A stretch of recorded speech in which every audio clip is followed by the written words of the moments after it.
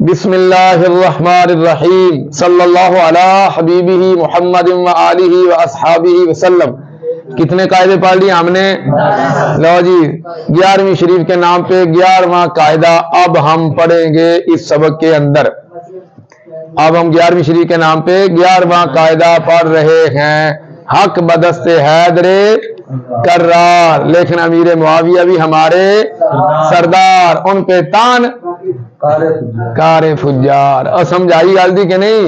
سیدی ہاشمی میاں ایک جملے بولے، انہوں نے ایک تقریر ہے، امام حسین کی جس سے جنگ ہے ہماری اس سے جنگ ہے، اور امام حسن پاک کی جس سے سلو ہے ہماری اس سے جی 11واں قاعدہ۔ 11ویں قاعدے کا نام ہے حروف یرملون والا قانون۔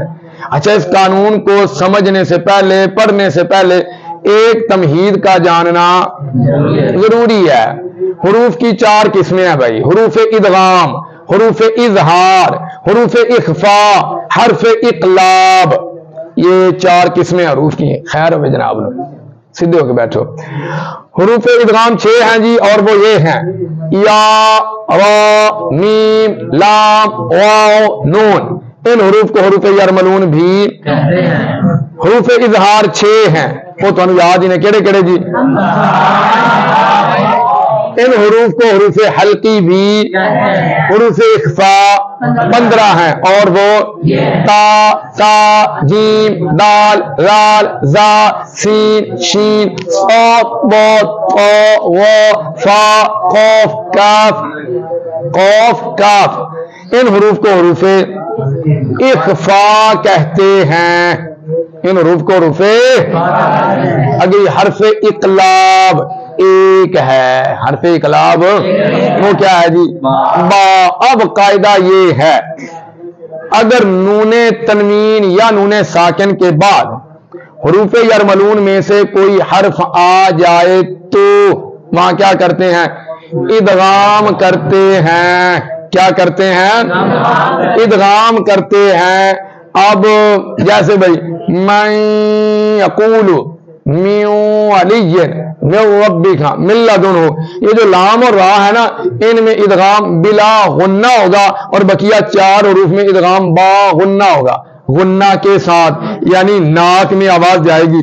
میں یقول، یہ چیک کرنا ہے تو ناک ناپ کے پڑھو جی۔ میں پڑھے نا ایک بندہ، پڑھ، ناک میں آواز جا رہی کہ نہیں جا رہی؟ میو علی، پڑھ سے کلان میو علی، ناک ناپ کے، ناک کے آواز جا رہی کہ نہیں جا رہی؟ با غنہ اور بلا غنہ، من ربی کا ملا دونوں، پڑھ ہم من ربی کا، آواز اب بھی جائے گی، کیونکہ نون اور میم میں غنہ جو ہے یہ صفت لازمہ ہے۔ یہ کیا ہے؟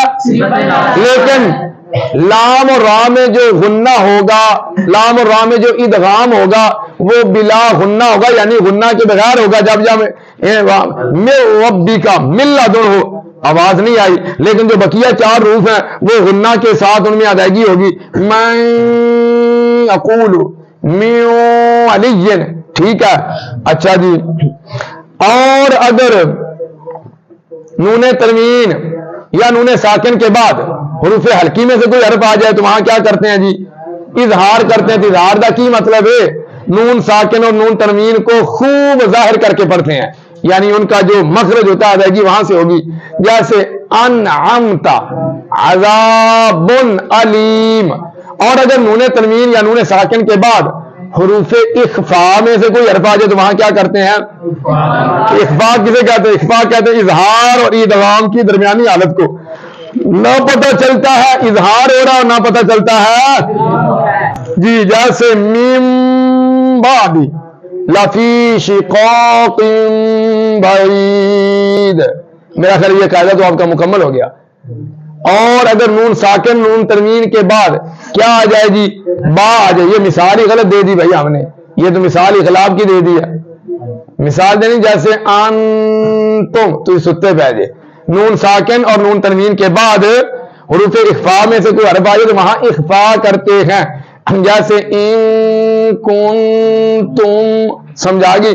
اور اگر نون ساکن نون تنوین کے بعد کیا آ جائے جی با آ جائے جی حرف اقلاب کیا جانتا ہے تو کیا کریں گے جی پھر وہاں نون تنوین یا نون ساکن کو میم سے بدلنا واجب ہے. جیسے بھائی لفی شقاق بعید.